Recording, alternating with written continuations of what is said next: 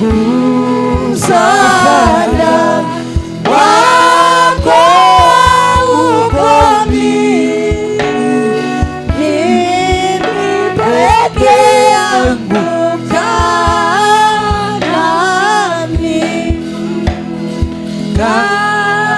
kanami, ni usiku tena. usiniache Bwana, usiniache gizani Bwana, msaada wangu, msaada wako ukomi. Mimi peke yangu kanami, tuombe sote, kanami, usiku tena. usiniache Bwana, usiniache gizani Bwana, msaada wangu wako haukomi. peke yangu, Mimi peke yangu tuombe hiyo neno, tuombe kanami, usiku sana. usiniache Bwana, usiniache gizani Bwana, msaada wako haukomi. peke yangu Bwana, Mimi peke yangu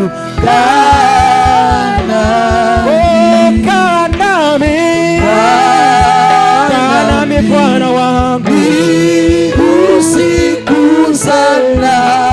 Yesu, usiniache gizani Bwana, msaada wangu, msaada wako haukomi. peke yangu, Mimi peke yangu kanami.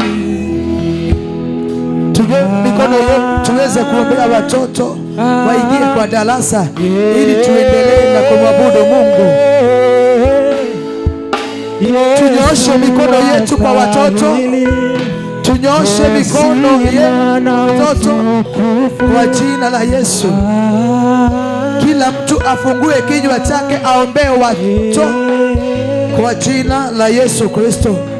Fungua kinywa chako ukabidhi hawa watoto mikononi mwa Mwenyezi Mungu, wanapoenda darasani wakafundishwe njia ya kweli, njia ya haki na njia ya Mungu, ya kwamba hata wakikuwa wakubwa hawatatoka kwa ile njia.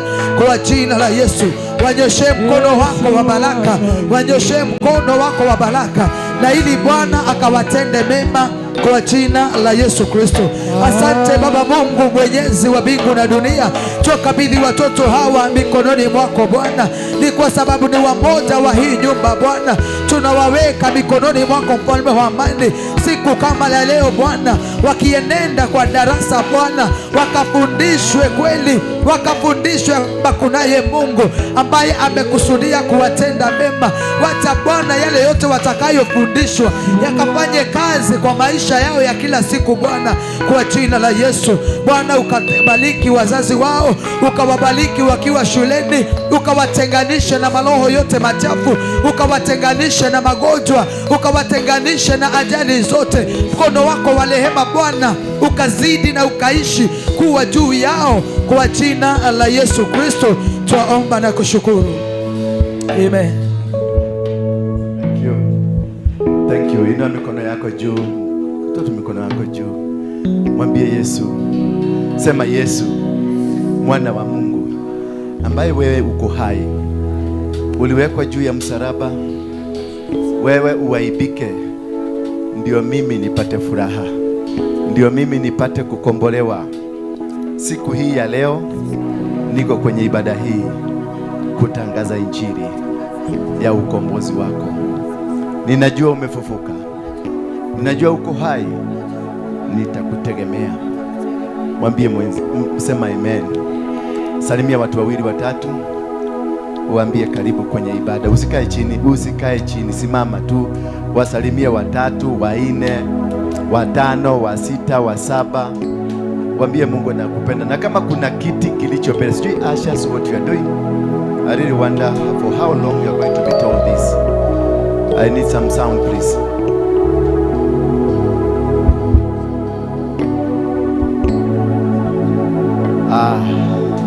Thank you very much. Thank you for the worship. I understand now you are coming back, you're getting into terms. Worship team. Anybody that will come beyond 7:30, never come to this place, just resign. If you're a leader in this church, you come beyond 7:30, I'm going just to disqualify you automatically. You cannot be coming at 10 and you're a leader na uanze kuambia watu wenye watafanya. Ni kweli, ni haki kweli? Kuna haki hapo? No, we must have the discipline. We must come early. Ndio tutengeneze atmosphere, kila kitu ikue. For worship team, I'm so sorry for you because it looks like that I'm going to dismiss all of you and create another team. Anything beyond 7, don't come hold a microphone here. Sindio? So that they can bond together, they can pray together, they can worship together as we prepare for the main service. Na kama unajua unajua kuworship, where your worship team, unaweza kuimba vizuri, just see me after the service. Sindio? Hallelujah. We cannot be having two churches in one church. A church that is led by one person that cannot be told, na ako na timu yake. Another church that has another person. It doesn't work that way. We need to have, when you are rebelling, when you are not doing as per the guidelines, you are having your own outfit. That is a rebellious spirit. And we cannot entertain that here. Ama tuta entertain. Just let us be frank to each other. We need a strong team that is ready to be submissive, ready to serve God, ready to be sincere to the cause. Kama wewe ni intercessor, you don't come for prayers, just go take away your intercessory. Because we don't know where you are interceding, whatever you are doing. We need a genuine team for the genuine cause. Because the souls that are coming here, the souls that we are going to harvest out there, wanahitaji watu sincere. Hallelujah. Wanahitaji watu ambao wana haja na Mungu. Wanahitaji watu ambao who have desire to build. Hello? Kwani mmenikasirikia? And why you not smiling at me? Hivyo tu nimefanya nimekosea? No, sitakubalisha. Hata kama wewe ni mama yangu, hata kama wewe ni who you are, I will not entertain. It is an order, not a request. I will not do what? Entertain. Kama wewe ndio unacheza keyboard na unajua ati bila wewe keyboard hakuwezi kuimbika, wacha tuweka keyboard kwa store. Kwani Daudi alikuwa na keyboard?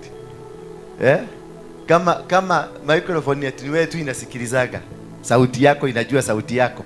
Si microphone tuweke kwa store. Tuimbe na mdomo. Kwani Daudi alikuwa na microphone? Yesu, kuna mtumishi wa Yesu aliimba na microphone? Si waliimba tu na mdomo na maneno ikaendelea. Hallelujah. Yesu alikuwa na asha. Sasa kwa sababu yeye ni asha, utakuja saa 6.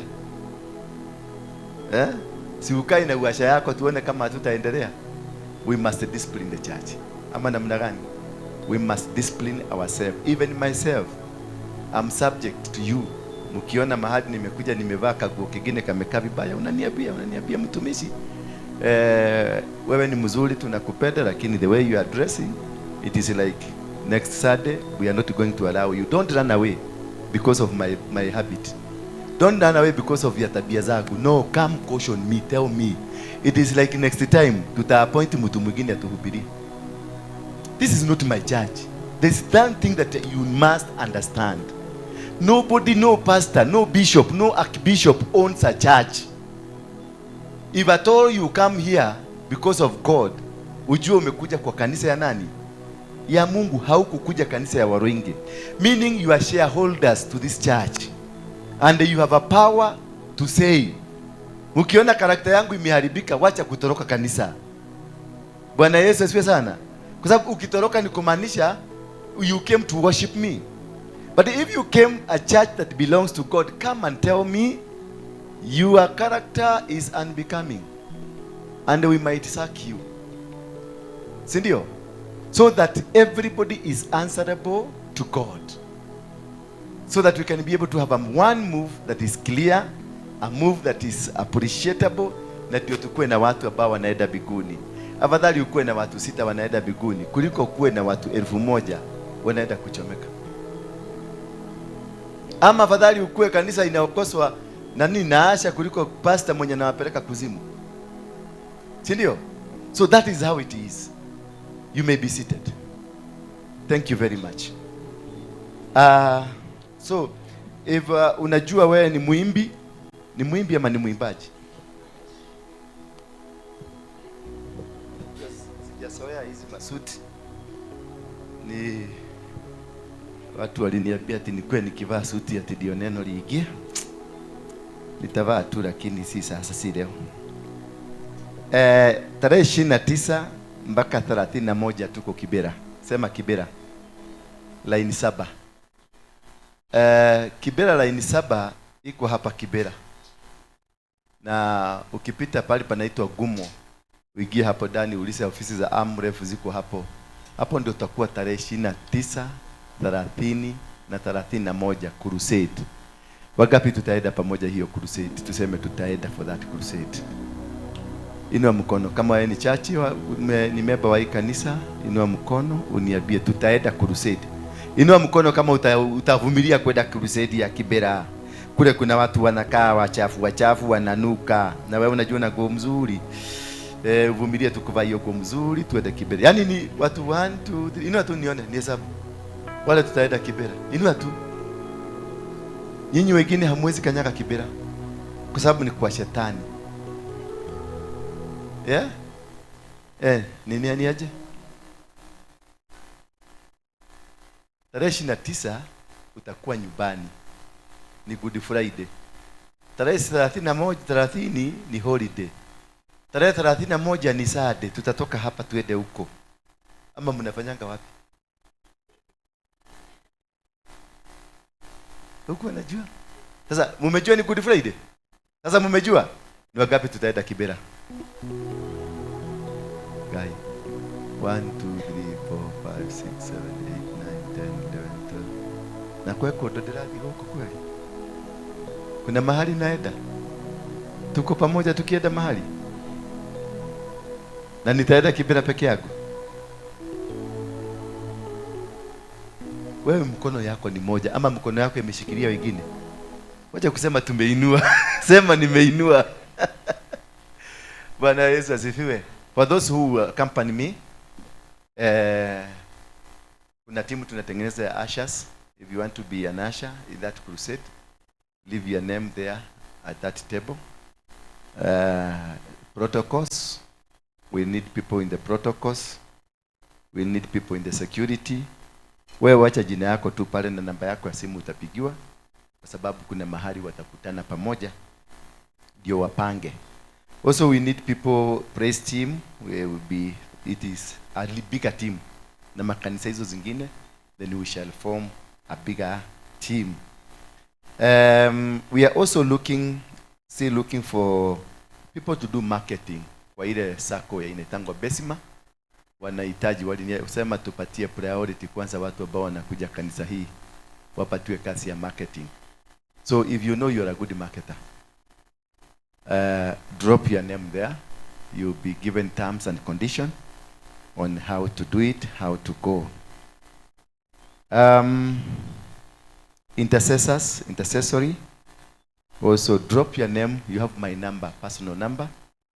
Drop your name in my personal number. Just niambie mimi nataka kukua naitwa fulani na ninataka kukua intercessor, part of that intercessory.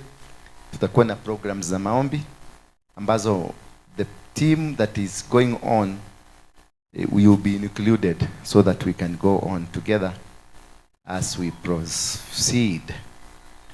I want also to thank everybody, kila mtu ambaye ametusaidia kusimama kwenye hii kazi. Hii kazi ni gumu, sio kama venye nilikuwa nafikiria. Kazi ya kanisa ni gumu. Ambia mwenzako kazi ya kanisa ni gumu. Ngumu sana. I never thought this is how it is. Nilikuwa nafikiria ni venye tulikuwa tunafanya kule ile. Somebody to give me a better sound. Nilikuwa nafikiria kazi ya kanisa ni mnyoroko kama ile ya Mugike. Unajua Mugike ilikuwa mnyoroko. Ni kuchukua madiokole unaweka hapa. Unaanza kularua watu kwa barabara. Na unawaitisha chakula na wanakupatia. Hii sasa ni wewe, Mungu na watu. Na watu hawa wengi sana, they are not with God. But they are pretending to be 100% with God. Sometimes you walk, ndio unaona nimeambia inua mkono juu watu wanaenda Kibera. Nimekuwa shocked. Kuona mimi nilikuwa nafikiria hata mtasimama. Kusema mimi kuniuliza ni leo jioni. Sasa paka yule amesema ameinua mkono aliinua hivi. Kumaanisha nitaenda Kibera peke yake? Nevertheless nitaenda. Mwambie nitaenda. Tumwambie mzako nitaenda. Mwambie nevertheless nitaenda. Na tutahubiri na watu wataokoka. Tumekuwa na services ambazo tumekuwa nazo Thursdays ambazo tumekuwa tukileta watu kutoka nje. Tunaenda tu tunafika Kayole, tunachukua basi kama 5 tunafika Kayole. Tunaambia watu kuna mkutano mkubwa sana kule Nairobi na mnahitajika. Sasa watu wanaingia kwa basi kwa sababu wengi wanafikiria gani, kitu ya kwanza wanafikiria kuna mwanasiasa anaenda kupatiana pesa, wanafikiria kuna uga wanaenda kupatiwa, wanafikiria kuna vitu wanafikiriaga wakiingia. Sasa wakikuja hapa tunawahubiria wanaokoka. Bwana Yesu asifiwe sana. Na wameokoka wengi. Sema wameokoka wengi. They are going through the rehabilitations na they are changing. Wako sawa. Sema wako sawa. And we appreciate God because of that. Sasa tumeondoka kutoka kuwalete hapa, tutakuwa tukiingia kule mitaani. On Thursday tutakuwa Kawagware. Pale ni Kawagware panaitwaje? CDF, kwenye hall ya CDF. Sasa tunaenda tunaokota watu wote wako hiyo area. Na wale watoto wamevuta bagi, washanga, wanini, hatutaki watu wazuri. Kama ni mtu mzuri, don't come. Tunataka wale hawajafika biguni. Najua nilisikia report nikaambiwa nyinyi mnaendaga biguni. Jioni tukienda kulala, alafu asubuhi ndio mnateremkaga. Nasikia kutakuwa na power rationing. Sababu hiyo gari yenu nasikia ni ya power, ni ya kukuja na power. Power rationing ikikuja, ukichelewa kuenda stima itakatwa, ama ukichelewa kukuja stima itakatwa. So tunataka wale watu sana ni residents wa hapa duniani, wale wabaya tuweze kujumuika pamoja. Kama unaweza kunipeleka that day, it is marvelous. Thursday, every Thursday we shall be going kule Kawangware, Satellite, Kibera, tunaenda Kayole, Dadora. We shall be doing those meetings every Thursday. And I want to raise a team. Mimi nikiwa Kawangware, kuna watu wako Kayole. Bwana Yesu asifiwe sana. Ule timu nyingine ikiwa huko, ingine iko Githurai, ingine iko Kagemi. We have teams all over. That is why niliwaambia for the last 6 months or so nimekuwa nikijaribu kutrain na raise a good team that can work with me. I just needed around 30 people. That's the team I really needed. Around 30 people ambao watanisaidia kufanya hii kazi. Sio watu 1,100. I just wanted to limit myself to 30. Na nimeona ndio nilikuwa nikaconcentrate with a smaller number. Nijenge a team.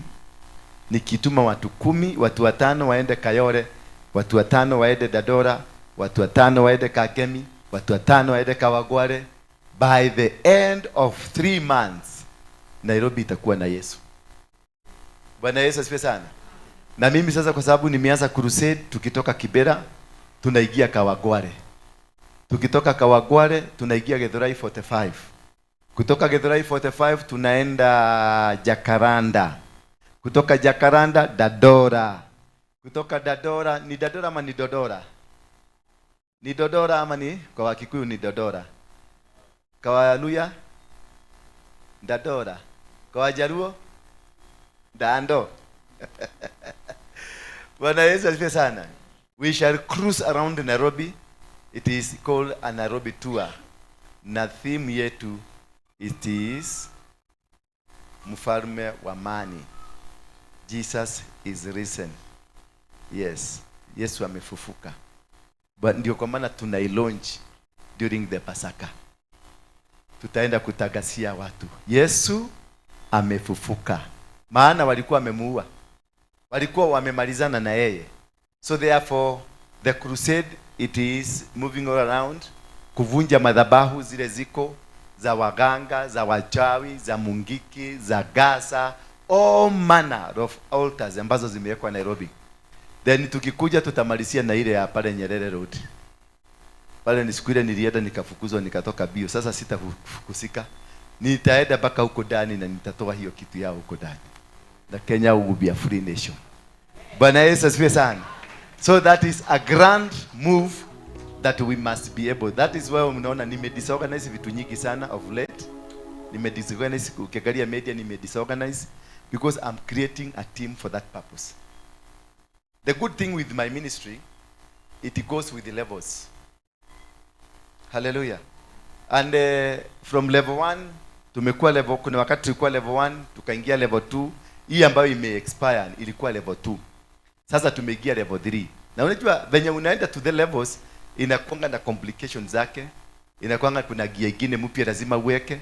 Na utakuta wale watu walikuwa kwa level 2 ni kama wamekuwa confused kidogo. Na kwa sababu huwezi kutembelea na watu confused, unainua watu wana understand level 3. Na ndio nawaambiaga mkue macho, mna observe, mnaona the changes that are happening. Because the changes that are happening will make you understand where are we headed to. Tunaelekea wapi? Kwa sababu kuna watu bado wako stuck, wako city stadium hapa. Kuna watu wengine bado wako Jericho. Haleluya, kule tulianzia. Na bado kuna watu wako city stadium. Na bado kuna watu wako hapa lakini bado wanafanya renovation wakati tulikuwa tunafanya renovation. They don't know that tumeotoka. Therefore it is very important for you to understand levels ambazo tunaenda nazo. Na hizi levels tunaenda kulingana na venye Mungu anatupeleka. Niliwaambia hii si kanisa. Hii ni altar. Hiki ni kigongona, si kanisa. Kanisa ndio iko na program. Mnani understand? Kanisa ndio iko na nini? Iko na program na mutaratara. Ukienda kwa independent wako na ile mutaratara yao. Otoria gwatarie kiambiriria. No ria gutarie riu. No ria gugakorwo magana-ini ma miaka. Tene na tene. Amen. Ni wehia wakwa, ni wehia wakwa. Na ukienda kwa Catholic, saizi wako kwenye misa ngapi? Saizi wako kwenye misa ya 3. Na venye watu Vatican wamesoma, ndio Nicaragua, ndio Chicago, ndio Mukuru kwa Ruben, ndio Moro, ndio Kampala Uganda wamesoma. So hawa ni watu programmed. Sisi we are not programmed by man, we are programmed by God. Because we are here with a mission and with a purpose. Understand me now? We are here with a mission, on a mission and on a purpose. I was chosen and called to destroy altars, covenants and evil spirits around the life, around communities, around mankind, around society. That is my mission. Kuvuja madhabahu. Kuvuja na kuharibu. Kwa hivyo don't expect me kuwa mimi ni mtu kama wa Harrison Ng'ang'a. Kwa Harrison Ng'ang'a they speak about righteousness na nini? Na holiness. Sasa mimi utanipata kobo. Kama unataka righteousness 100% holiness, enda kwa Harrison, ni baba yako. Ukitaka maombi deep ile maombi kabisa watu wanakuwa intercessor strong, enda kwa Kemani. Kenda kwa Kemani huko wanaomba. Seriously wanaomba. Ile level wako sisi hatuwezi. Bwana Yesu asifiwe sana. Ukitaka kuvuja madhabahu na kuharibu kazi hizo zote za madhabahu, kuja kwa Waruinge tutavuja. this ministry imegawanywa. Bwana Yesu asifiwe sana. Ndio hata nikikutoka hapa nikukuta kwa Harrison, I cannot complain. Kuna watu wamekuja hapa, ile chakula walikuwa nataka wameikosa, lakini wameenda kule kwa Harrison wameipata. Kuna watu walikuwa kwa Harrison wamekosa chakula huko, wamekuja hapa wameshiba na wamekaa chini. Because that is the role of God. That's how God divides. Ukienda kanisa ya Catholic, yes, kuna sababu huko. It is there with a reason. Ministries are different, but we serve one God. It is the body of Christ. One is told to do this, another one is told to do this. So ukinikuta nikikwambia niko 5%, sasa nimepata. Zimefika 7. Imefika 7. Nikikwambia niko wokovu yangu niko at 7%.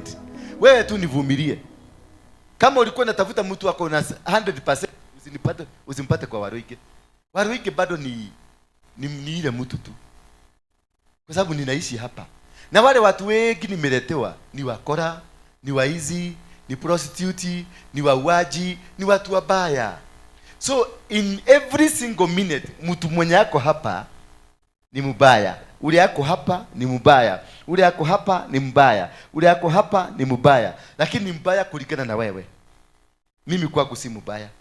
Ni mbaya kwa sababu hajaokoka, venye uliokoka ukapelekwa mbinguni. Mimi kwangu hao ndio nilitiwa. Because Jesus when he appeared to me na akaniambia ni mimi yule nilisema si kutumwa kwa watu wazuri, nilitumwa kwa watu wabaya. Sema watu wabaya. Kwa hivyo mimi nafuataga bosi yangu. Bosi yangu alikuja kutafuta watu wabaya. Na akaniambia lazima ukae kama wao ndio uweze kuwatoa kule. You be a frame, be a picture, a billboard so that they can come closer to you. Alafu nitakupatia maneno ya kuambia. Na ukiwaambia watachange. Ndio unaona nyinyi yote hapa. Kwa sababu hakuna mtu mmoja hapa I know of ambaye alikuwa mzuri hapa. Kwa mzuri kabla ukuje hapa inua kwa Facebook, either kwa Saimo, either kwa nani, inua mkono kama ulikuwa mzuri, ulikuwa biguni, ukaonea Facebook kwa biguni. Alafu ndio ukateremka hapa, inua mkono. And that's why tunasikilizana na wewe, si ndio? Si ndio unaona tunasikilizana? Na tunapenda na unanipenda hivyo tu. Ukiulizwa unanipendea nini utasema unanipendea nini? Ati sasa uliamuka asubuhi ukasema ukapita makanisa 100 ukuje tu hapa. Unanipendea nini? Nikionyede Tigari atoro de hadi samure. Ashi ageni kionyede. Todo atoro de hadi ni kama wameisha. Wamebaki 3 tu. 3. Nao ni maombi tu nilifanya, niliambia Mungu, hii kitu odoa kwangu. Sitaki toro daka de hadi samu wakuje kwa kanisa yangu. Nataka muizi, nataka mtu mbaya, mtu ambaye amedhulumiwa, mtu ambaye ameona kama ni mtu mbaya, tukuje nimwelezee. Mimi nilikuwa muizi. Nimwelezea mimi nilikuwa prostitute. I was a real prostitute. Basi yako shirasha niko mimi na inyanya natumia 18 we modo mwega. Usoke we siria de ha no na modo mwega ri wako twaraga na ganake. I am not good. Niko igwero tha na kurekerwo. Bwana Yesu asifiwe sana. Niko igwero tha tu. I don't even deserve to hold this. Sina kama ingereko kama ungeambiwa nyinyi mwambie mpige kura, ule anafaa kuguza hii. Nyinyi yote mungenipigia kura. Kwa sababu mngevuruta historia yangu na failo yangu. Hebu lete failo yake. Usikie ako na watoto 20 ya mabibi tofauti 20. Na murenda mundu mutheru. Mundu muhoreru. Mundu waragia hujagia kahora utakomaga andu. Sincerely, I don't qualify to be in front of you. Because I am following a boss who is not working with qualified people. A boss who wants unqualified to qualify them. Bwana Yesu asifiwe sana. So don't expect mimi si mzuri, nilikuwa mwizi. Hello. Nimeiba bank. Nimepickpocket, nimepiga watu geta. Ule koja, do I qualify to preach to people? Mugamba? Kingeita ki am I qualified? Kulingana na wewe kama ungeulizwa Penina, ungeulizwa kulingana na wewe. wacha na shida zako kado. Ungeulizwa kwa sababu wewe ni msafi mtakatifu. Ungeulizwa, ungekuja kukaa chini yangu? Ungeweza? Hangeweza kulingana na historia baya ya huyu mtu. Hello. Lakini kwa sababu Mungu alipenda tu na akakutia kitu ndio unikaribie. Just let us appreciate God because of that. Pigia Yesu makofi. Ati hata wewe mwenye hauna historia nzuri, historia yako itabadilishwa. Hata wewe jina lako si nzuri, jina lako litabadilishwa. Hata wewe ambaye si mkamilifu, utakamilika. Yes, utakamilika. Sijui nani mlitoa wapi rekodi ya watu wale wakamilifu? Roda. Rekodi mwarutireko. Hiyo faili ilitolewa wapi? Ya wale watu 100% wakamilifu. Wale wanajuaga ati huyu ni pastor ameokoka vizuri. Hakuna pastor hata mmoja ameokoka vizuri. Hakuna. Ukienda upatane na moja muniletee pastor mmoja mwenye ako 100%. Sasa mtauliza aje sasa? Siundulize aje sasa? Utumie aratora. Ananiangalia, huyu araenda gutuiguithia atia. Ndenda kuga gutire pastor ona omwe na gutire bishop kana archbishop ona omwe muhonoku 100%. Yeah? Yeah?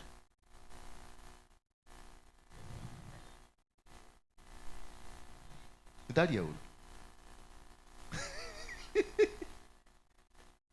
Hakuna. Kwa hivyo kama hao wote hawajaokoka 100% na wewe mfuasi wao,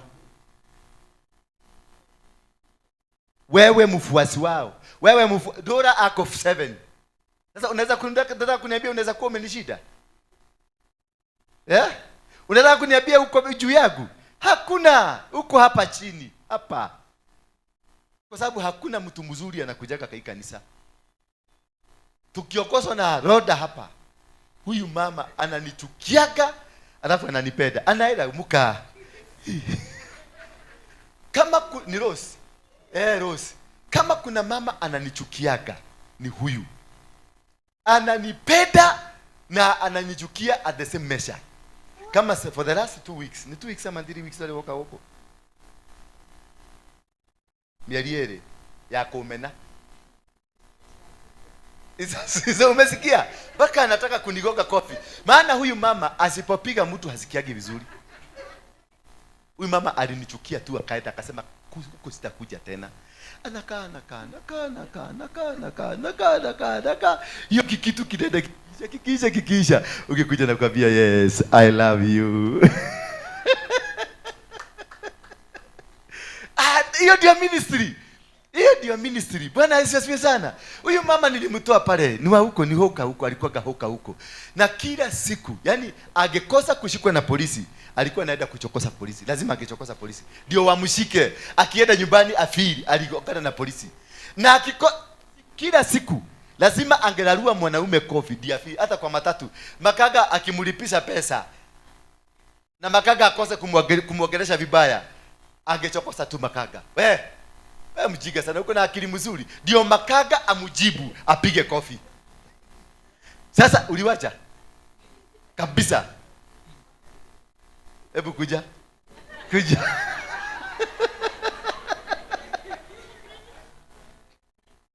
Okay, vile ulinifanyia deliverance, ulisema normal. Sasa kutoka May, si nilikujaga May 23, sijawahi, ni juzi tu.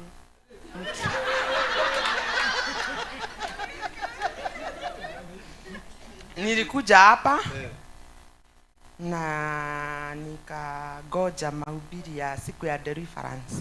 Sasa mimi nikaenda kazi. Sasa vile nilifika huko katika harakati ya kazi zangu, huo mtu ni yule. Nilikuanga nimemgonga na chuma, akanipeleka polisi, tukakesi, tukarudi tena. Sasa bado anataka kurudi mara ya 3. Sasa siku hiyo akaongea mbaya, 1.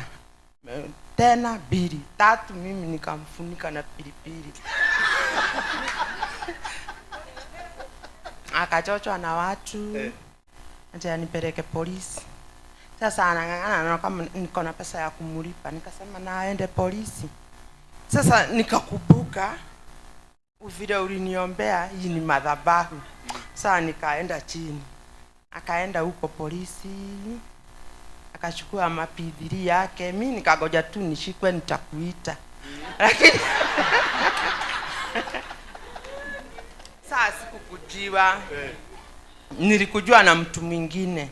Akajua mama najua bra nikamwambia nataka kwenda polisi.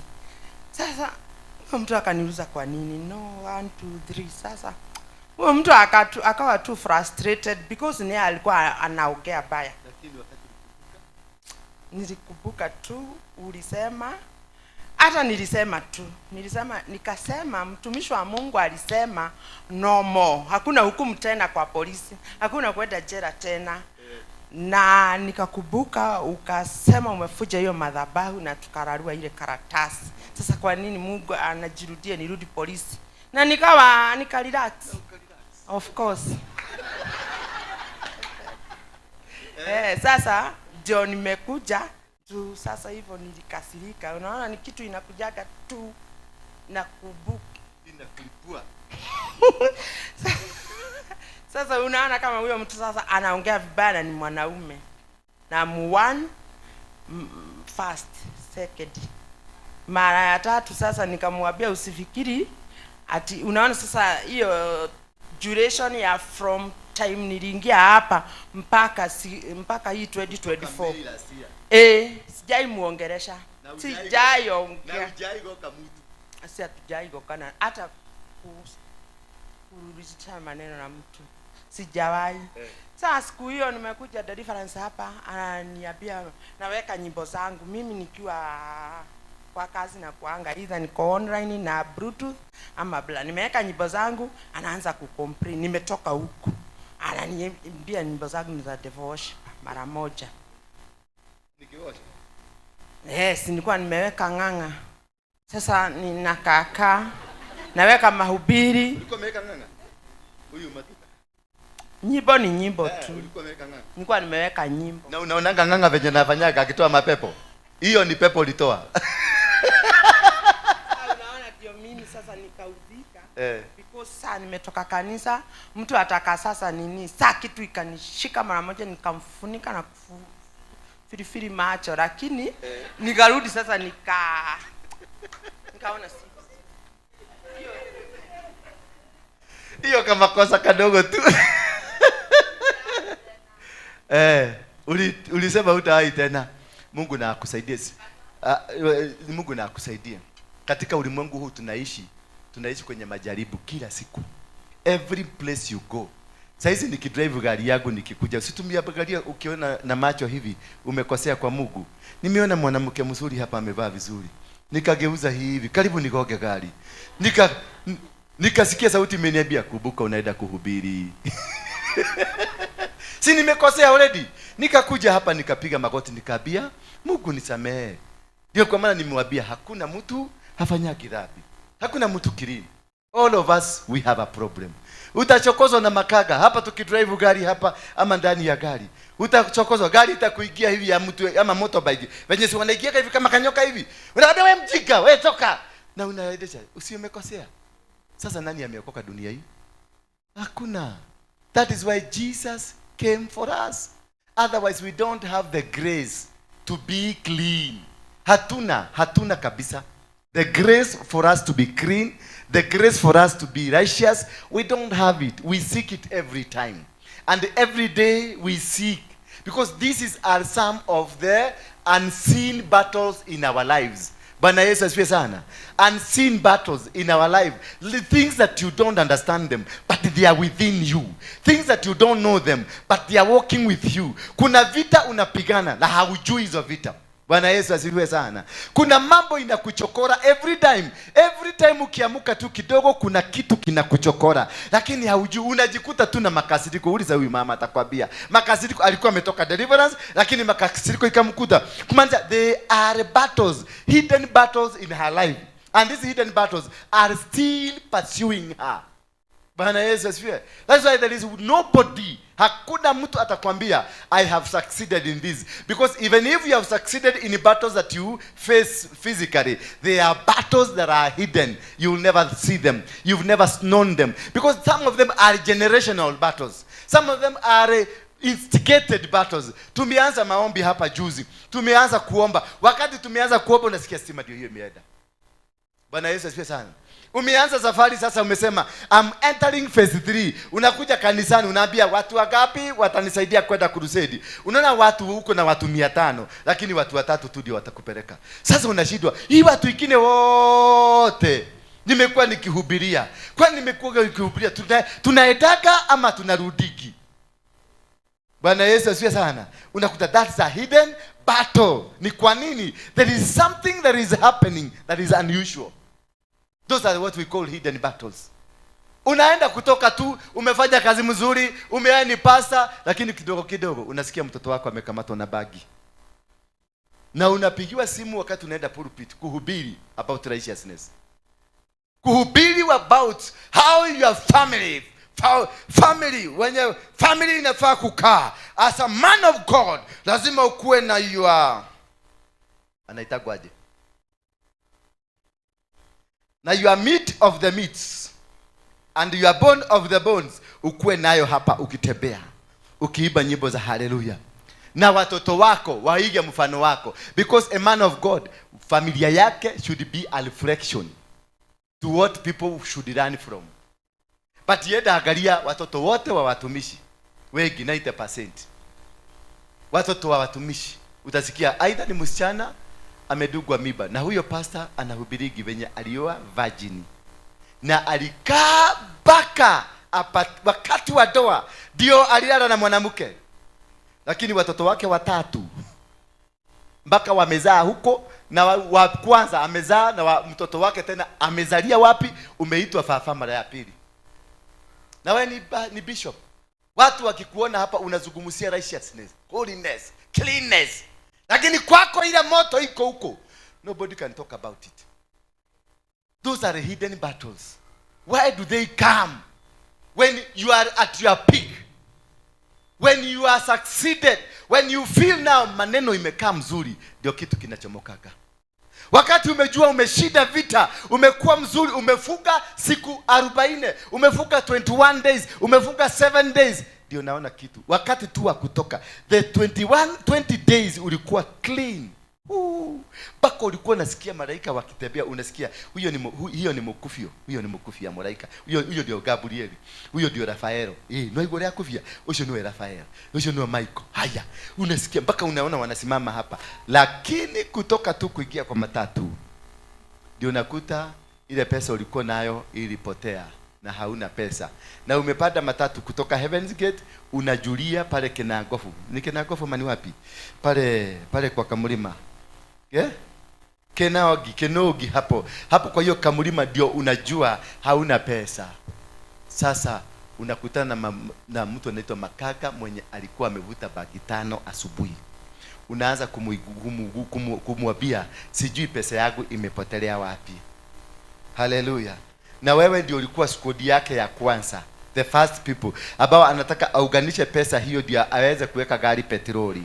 Sasa unamwambia hujui pesa imepotelea wapi, na ukubuke umetoka kule kama uko clean, umecommunicate na umeweka kwa plug ya line ya biguni, na sasa uko in the line of heaven, una communicate.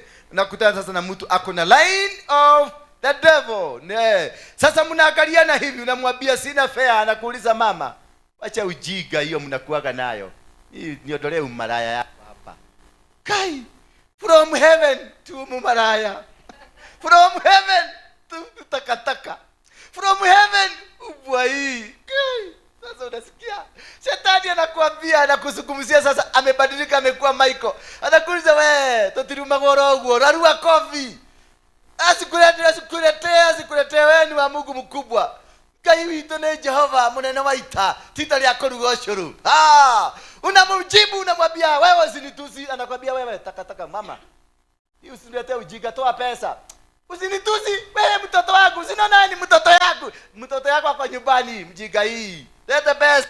Kai, unanitusi, kazi yenu kanumanie, kazi yenu. Mjinga hii unanitusi. Kai. Mtu ako na plug ameconnectiwa heaven. Ndio hiyo ametusi. Ameingia kwenye majaribu ile siku yako 7 yote ulikuwa inateremka chini, inaandikiwa 0. Bwana Yesu asifiwe sana. Jesus was tempted right after. Alipotoka kwenye maombi ya 40 nights and 40 days, ndio hiyo shetani. And God, the Bible says, the Spirit took Jesus into the wilderness to be tested. Hallelujah. As he was taken to be tested. So wakati umetoka kule kwenye maombi, there is a period of being tested, and two forces will come: a test from God and also a test from the devil. The devil will want to test, huyu mtu ameniwacha ama ni mchezo wako nayo. Hallelujah. Bwana Yesu asifiwe sana. Kuna siku nilikuwa nimeenda Katoroni kuopa. Nimeingia tu maombi na imeingia nikasikia the presence of God. Let me tell you one thing. You must know when the presence of God is. Wakati unaomba, utasikia the presence, utasikia the atmosphere has changed. Utasikia mavitu zinatembea kwa kichwa chako, utasikia kijoto kinakuja, utasikia goosebumps zinatembea, the good ones. Na utasikia, now I am walking in the presence of God. Sasa wakati nimeenda huko, I had the purpose to stay there for 7 days. Nimeenda nimeomba. Kuingia tu siku ya kwanza, riba katatori mashaka, riandorobo sacha chacha, nikadioma. Hata kama hiyo ilikuwa ile force. Nilikuwa najaribu kugram. Nilikuwa nataka kugram ile ya Kimani William. Ile la magada. So I never knew that this is given. Every person is given something. So I wanted to copy. Nigebe, ndio unaonaga watu wengi wakisoea Kimani, unasikia watu wanasema na magada. Hiyo sasa, hiyo ni duplicate ya kitu hujui. That is sin. Get to ask God to give you your own. You must have your own line of communication. Ukipata mtu anasema venye anasemaga hapa rimakata ramakato romokota, unakuta mwingine naye hapa romokoko, haujui, unakuta mmoja anasema mokokorochi nifuata, mokokorochi fuata mimi, rimakata baba, kwa sababu alisikia ni kama nilisema kokorochi follow me. Sasa yeye anakuaga akisema mokokorochi follow me, rimakoto mokokorochi muongezeke kwa nyumba, rimakata. Unaenda nyumbani unapata kokorochi zimejaa kwa nyumba, zinatembea mpaka kwa macho yako kwa sababu uliomba. Lakini wewe ndio huku understand ile kingine ile lugha nilikuwa naongea ni lugha ya Kinyamulenge huko DRC. Wewe hukuelewa ninaongea lugha kwa sababu lugha ambayo tunaongeaga ni lugha ipo. Bwana Yesu asifiwe sana. Unaweza kukamatwa na roho ukiwa Sudan ama ukiwa Canada uongee Kisomalia. Mtu Somalia akipita hapo atasikia venye umesema.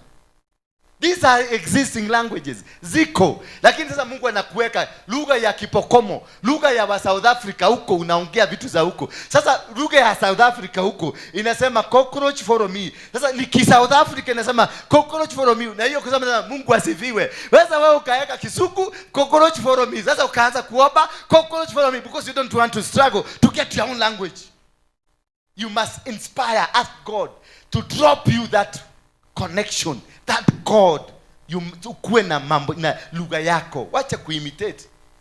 Eti kwa sababu unasikia nganga neno anasema ola kakakaka, ola baba, reka kakakaka. Ujui alicommunicatea wapi? Ni lugha gani hiyo anaongea? Na aliconnectiwa hiyo lugha namna gani? Ujui? Sasa wewe utaanza kusema ni ola kakakaka. Sasa nikikuuliza ola kakaka utasema nini? Lakini ukimuuliza atasema ni Mungu anasema, ananiambia Bwana asifiwe sana. Because that is how he got it. Bwana Yesu asifiwe sana. So until you are able to have your own communication, you will not be able to understand what are hidden battles in your life. Because when you have a hidden language is supposed to make you understand the hidden battles. Vita ambazo zimejificha. Na hizo zinafichuliwa tu wakati unaingia kwenye ndimi, wakati unaingia kwenye roho, wakati unatembea kwenye ulimwengu mzuri unaokubalika. When the presence of God is with you, when the power of God is with you, when the authority of God is with you, everything you will be speaking, it will be understanding what is this that is trying to hinder you. Bwana Yesu asifiwe sana. But if you copy to kasema ramagada limakata, then you will be hearing and saying ramagada, but you don't understand what is ramagada. Bwana Yesu asifiwe sana. Hallelujah. And you can't be able to know what are the hidden battles. Because hidden battles are most dangerous. Hidden battles are more dangerous, are more vicious, and are more destructive. They will plan to kill you because this is hidden. Why is it hidden? It is hidden because in you there is a purpose of God. They are hidden because in you kuna kitu Mungu ameweka ndani yako. Ndio hizi hidden battles zinakuja. They are hidden usiweze kujua, na watu wale wako karibu wasijue hizi ni nini wakinakukula. Ndio usielewe, maana wanajua. Mwana Yesu alikuwa kwenye boti amelala. Wanafunzi wako hapa, boti ikaanza kuyuba. Huyu Yesu hakusikia boti ikiyuba, lakini wanafunzi wote walisikia, mpaka wakaenda wakamuita, wakamuuliza, wewe mzee, kwa nini umelala? Kwani ulikuwa na plani tukupe hapa? Jiulize. Wao mpaka wakafikiria Yesu alikuwa na plani kuamalizia hapo ndani, lakini kuna kitu hawakujua. Yesu yeye mwenyewe alikuwa ndani ya hiyo boti. Kama kumalizika, hata Yesu mwenyewe angefanya nini? Angemalizikia huko. Lakini ni kama vile unaendesha gari. Umeendesha, unasikia watu wengine wakasema usituue, usituue. Kwani dereva ataruka? Nitakogesha gari alafu niruke? Si hata mimi nitakufia huko ndani. Bwana Yesu asifiwe sana. But until you are able to understand what are the hidden battles, kama hawa watumishi, hawa disciples wangeelewa this is a hidden battle ahead. Bwana Yesu asifiwe sana. Ndio waliona mawimbi yakakuja, waves ikakuja, boti inaenda inalala hivi, inalala hivi. And in most cases we have this. In our ministries we have, in our marriages we have, in our businesses we have. Mawimbi yapo, na mawimbi yanapokuja, wacha kubabaika. Tulia, kuwa mtulivu, maana mawimbi yenyewe yataondoka, mawimbi yenyewe yataenda, mawimbi yenyewe yatatulia, maana the master is in it. Bwana Yesu asifiwe sana. Nilisikia wakisema hamsemagi amen. Simunisaidie kusema amen. Amen. Nilisikia wakisema sijihubiri vizuri venye watu wanaweza kusema amen. Mnasema amen. Kuna watu wanatutazama kule ije wanasema hiyo kanisa yake haisemagi amen. Sasa mpaka mimi najaribu kuongea kama mapreachers wale. Unajua sasa mmeanza kunigeuza nihubiri kama mapreachers wale wengine ndio mseme amen. Na bado nimegeuza, bado hamsemi amen. Mnaniangalia tu. Na kuna watu kule wanawaangalia kuona kama mnasemaga amen. Sasa mnaniagusha. Semeni amen. Semeni amen. Na mnaruka na wanaangaliaga kama watu wamesimama, wanaruka wanasema preach on man of God. Man of God prophesy. Wanaangaliaga huko. Wakiona hakuna hiyo man of God preach on, wanasema huyu pastor hajaitwa kuhubiri.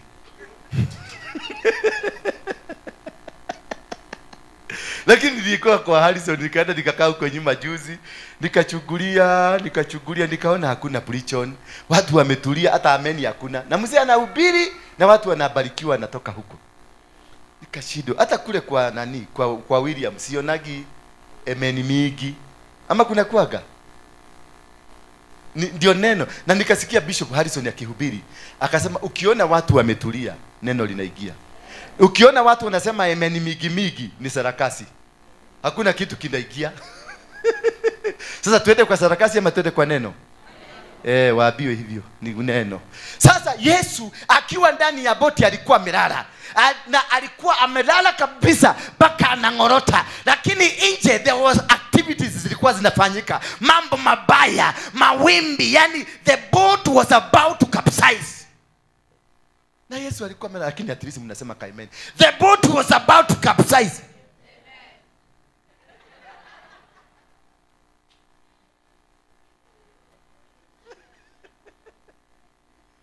Siambie jamani ongezea sauti kidogo.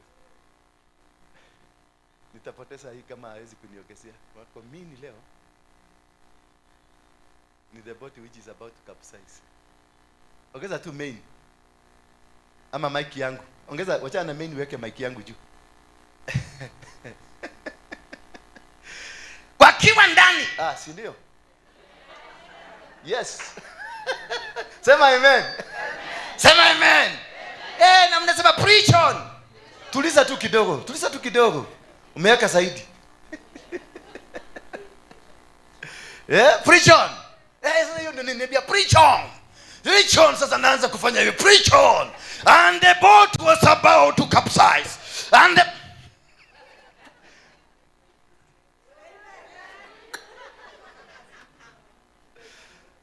amejaitiwa hiyo. Hiyo iwezi ingia. Hata mimi siwezi kubali hapa. Hata mimi siwezi kubali. Iwezi kia. Bwana Yesu asifiwe sana. Then because there were battles ahead of them, hidden battles, the disciples walifikiria, walikuwa naona their mind ended at the boat and the waters and the waves. That is where their mind ended. Jesus was asleep because he knew this is not the battle for here. It is the battle that is coming ahead of us. And Jesus akakaa ndani, alipoamuka akauliza, why your faith is it so low? Because Jesus knew it is not about this water. It's about something that is about to happen. Hallelujah. Wakatoka hapo. Yesu akawaambia na akatuliza bahari, akaambia bahari tulia sasa. Na bahari ikatulia. That is why you need to understand what are these hidden battles. Why did your husband die when you are too young? Why did this happen to me when I was at my prime? Why did I get divorced? The time that I really needed God.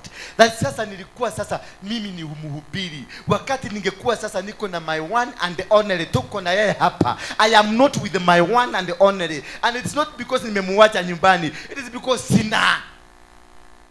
Na niko hea nile kiugo. Nimepreach mpaka watu wakasema this man is anointed. Lakini anointing wanasema the only thing lacking kwa huyu mtu, hana mtu. Is as though huyu mtu amechotewa anointing yako akayekwa huko na sasa inataka ichotwe irudishwe huko. No, every person was anointed by him or herself. But it's good always to have the better half. Lakini kama imekataa ufanye nini? Siwezi itisha, siwezi kwenda kuomba. Siwezi. I can't. Kama imekataa. Sasa ikaa hivyo. Mungu akiona ni vizuri akurushie, atakurushia at your own time.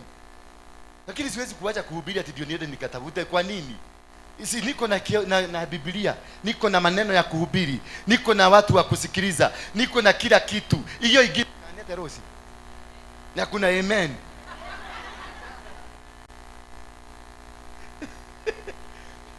Yesu alipoamuka akatuliza ile bahari, akaiambia tulia, maana I understand you. Ninajua wewe kile mnataka. Sio hivi mnachokora watu wangu. Ninajua na sitaongea na nyinyi. Ninaenda kuongea na your master.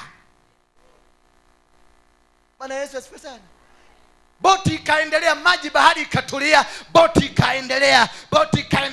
Walipofika tu kwenye ufuo wa bahari, kijamaa kikajitokeza, kikamwambia wewe ndio umekuja kunitoa, wewe ndio unataka kung'ang'ana na mimi. Jamaa alikuwa anafungwa na minyororo, akifanya hivi minyororo inakatika, anafungwa na makamba zinakatika. Alikuwa na demons nyingi ndani yake, a region of demons.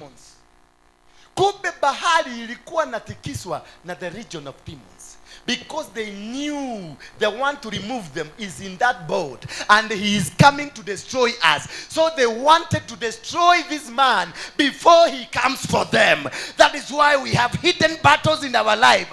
Because you have been created to destroy your territory. You have been created kuvunja madhabahu ambayo ilivunja familia yako, ambayo ilivunja mama yako, ambayo ilisababisha kifo, ambayo ilileta magonjwa. Wewe ndio umetengenezwa. Wewe ndio maana walikuanza na wewe ukiwa mtoto. Ndio maana walianzana na wewe ukiwa shule. Ndio maana semeni amen.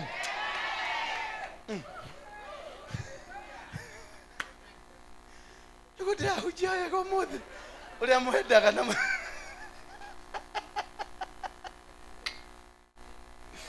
Yaani kuna vitu zingine akiato kijaribu aziezi kia. Ni kama uambiwe, unajua ugali ya wibi ni mzuri sana, the most healthy one. Lakini abia mkikuyu akule hiyo ugali, anavuruta hivi, anaona ni bolugam. Mara ya kwanza kukula hiyo ugali nilikula kwa President Moi kwake nyumbani. Sasa nikajaribu, ananiangalia anacheka. Najaribu kuvuruta hivi, ni kama inakuwa kama guru. Mkono yangu ikakuwa ni kama imewekwa rami, ikajisikilia huko. Sasa kwa sababu haikutoka yote, nilikuwa najikuna naye. Kumbe kumbe walijua the regions, wakajua ya kwamba ile boti inakuja is carrying an enemy of our territory. So that is why you have those hidden battles. Zimejificha, zinatokelezeanga wakati tu when you are about to come and strike. Hiyo ugonjwa uko nayo haikutokelezea when you are not tankering with the demons. Wakati tu uliokoka ndio kiugonjwa kilichomeka. Wakati tu uliokoka ndio mguu ilianza kufura. Wakati tu uliokoka ndio ulishikwa na fibroid. Wakati tu uliokoka ndio marriage yako ilianguka. Wakati tu uliokoka ndio duka yako ilichomeka. Previously they were at peace with you because you are not prepared to touch what they are doing. You are not prepared to go where they are. You are not prepared to entangle with their kingdom. When Jesus was sleeping alikuwa amelala hivi, wakati walimuita Yesu mwenyewe aliconnect akajua this is not the source of the battle, but the source of the battle ni kule tunaenda. Alipotushuka kwenye boti yake akasimama, alikutana na huyo mwanaume mondo kwa mondo, naye akamwambia wewe you must come out immediately, kwa sababu alikuwa anajua this man is superior than us. They started a negotiation immediately. Bwana Yesu asifiwe sana. So ukigoga mtu kofi, sisikii vibaya. Sisikii sana vibaya. Najua ni process. Kama umemaliza mwaka mzima bila kugoga mtu, hata ugoge mtu mara moja kwa mwaka, at least kuna change. Kuliko kila siku. Unajua mpaka polisi walienda kuambiwa kabla ni ule mama mwenda wa simu, kwa tuende kumlete. Sio alikataa. Kwa sababu wanakuelewa. Bwana Yesu asifiwe sana. Wakati Yesu alikanyaga tu akaanza kuongea, akakomande zile demon, zikamwambia Bwana usikubali tukufe hivyo. Tuonyeshe basi, wacha tuondoke. Tumwache huyu mtu. Lakini tuambie tuende wapi? Wakaambia mnataka kwenda wapi? Wakakuta manguruwe, wakaambia nendeni kwa nguruwe, tokeni kwa binadamu. Ni kwa nini hizi demons zilikuwa zimeingia kwa huyu mjamaa? There are stubborn demons in our lives. There are demons stationed to make sure you will never succeed. Hiyo hasira unakuaga nayo, it is a demon that destroys your destiny. Hiyo mambo yako na uchukizo lako na mambo yako unapenda kuogea, ukiona kila kitu kikifanyika ni kitu kibaya, kuna kitu kiko ndani yako. And you need to deal with it, because that is what that is killing you. And that thing is so hidden that you can't even know. This demon, they hide in your children. This demon will hide in your husbands, will hide in your wives, will hide in the people in the ministry, will hide in the people in the praise and worship team, will hide in these old people. And they will be there awaiting for that precious moment for you to start. The day you will start to move, the day you get now engaged towards removing them, that is when you will see them. Otherwise, they are constantly hidden from you. That husband of yours, who calls you baby, could it be that demon awaiting to strike the day of your success? That wife of yours, uyo mzuri, the heart of your hearts, the meat of your meats, the mahede of your mahedes, the voice of your voices, that baby you call baby, that baby that you can't walk without her, that baby that you cannot go to bathroom without her, that baby you must be around. Oh, baby. Kube, this baby is carrying the weapon that is coming to unleash the real battle on your life. She is hidden. The demon is hidden in her. The demon is hidden in that wife of yours, or that husband of yours. The demon is hidden in that mother of yours. The demon is hidden in that father of yours. Hallelujah. These are hidden battles, hidden spirits that are hiding. They are walking with you, but they are waiting for the day when you try to move. Wakati tu utajaribu kuingia kwenye your destiny, siku hiyo ndio zitasimama. Na siku hiyo ndio utajua. Yesu alitoka kwenye boat, akiruka tu nje, ziliamuka zikamwambia, who are you? Come here. Walikuwa nataka kulimana na Yesu. Na Yesu alikuwa na power. Instead, they are cunning. These hidden spirits, they are very cunning. When they realized we are going to die, they negotiated. Hallelujah. They quickly negotiated because they are not ready to die. they negotiate to hide again for the next battle. Because they have lost this one, they will hide again. Utakuja hapa, utafukuza bibi yako kwa sababu ni ako na mahasira.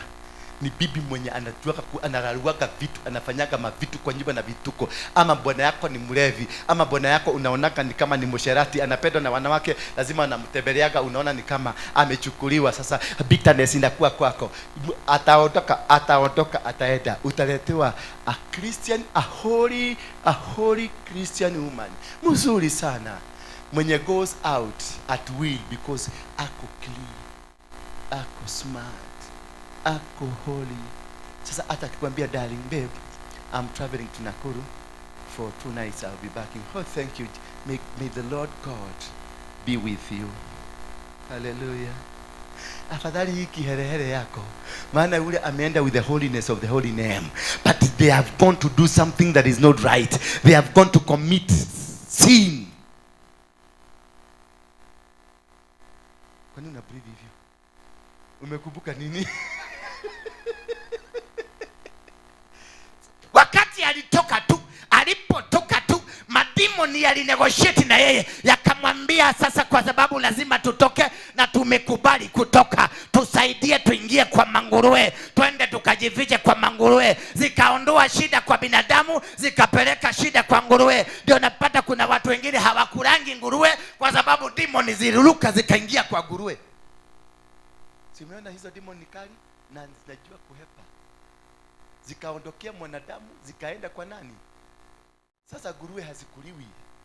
Kuna watu hawawezi kuvuka nguruwe, kama Muislamu hawezi. Ukirusha nguruwe kwa msikiti ya Uislamu, hiyo msikiti inavugwa.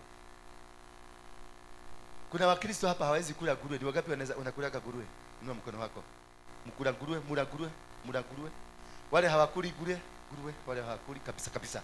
Hawezi hata kusikia harufu ya nguruwe. Si unaona ukimuuliza ni kwa nini? We Catherine, ni kwa nini ukulagi nguruwe?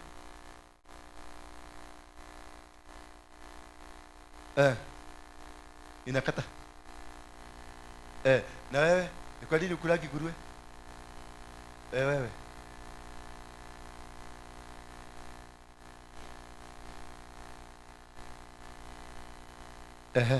Na wewe kwa nini ukule nguruwe?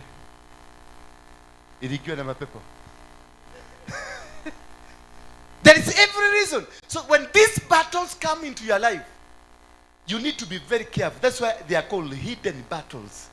How to overcome these hidden battles? How do you know? You must be upstairs yako ikuwe mzuri sana. When you come to these battles that are hidden, na uchunguze uone this battle, hii kavita hakakukua, ni kukuja kamekuja. Hii kavita kametokelezea kwa mtoto yangu, lakini ukiangalia haka kasemu kavita kalikuwaga na baba yao, ama kalikuwaga na mama yao, ama kalikuwaga na guka, ama kalikuwaga na baba yangu. Uone kamechomoka, you automatically know this is a hidden battle. Hiki ni kitu kimejificha, na mahali kimejificha hujui. Kwa hivyo you don't need to fight. Hello. Anything that is hidden, you don't need to fight it. You need to step back and reorganize yourself. Bwana Yesu asifiwe sana. Wakati Yesu alijua hii bahari kinachoisumbua si maji haya, bali ni the demons ambazo ziko upande nje wa maji, alituliza bahari, akaambia bahari, usikubali kutumiwa tena. Kwa sababu demons walichange, wakatumia maji kujaribu kuzuia Yesu asifike huko. What Jesus did, he never fought, he never complained, he calmed the water. He told the water, relax. I know you are not the problem. I know you are being used to stop me. So settle down. You don't fight that which is being stopped. Bwana yako akikuwa na stubborn amekusubua kabisa, you don't fight that husband. Mke wako kama amekuletea shida, ameinuka, ustadi vizuri uone, see huyu, this is not the wife. Huyu see, huyu see you are going apana, there is something that is wrong here. Sasa understand it, cool down. Cool wangoi, abia wangoi tulia. Mupeleke nje kanyama. Mwambie kula kanyama. Mununulie kasoda na uitishe glasi ya wine. Kwa kumwage kwa hiyo glasi ya wine. Mwambie na wewe uchukue glasi nyingine. Mwambie toss. Cheers. Una mesa. Hata kama sauti ile itatoka hapa si ya wine, ni ya Coca-Cola, lakini itatoka. at least umutulize, so that you may be able to understand where is the source of the problem. Why is she behaving now?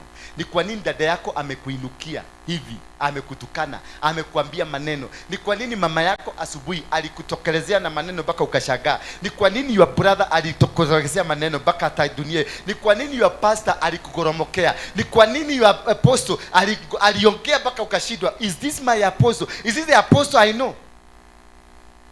You cool the ground.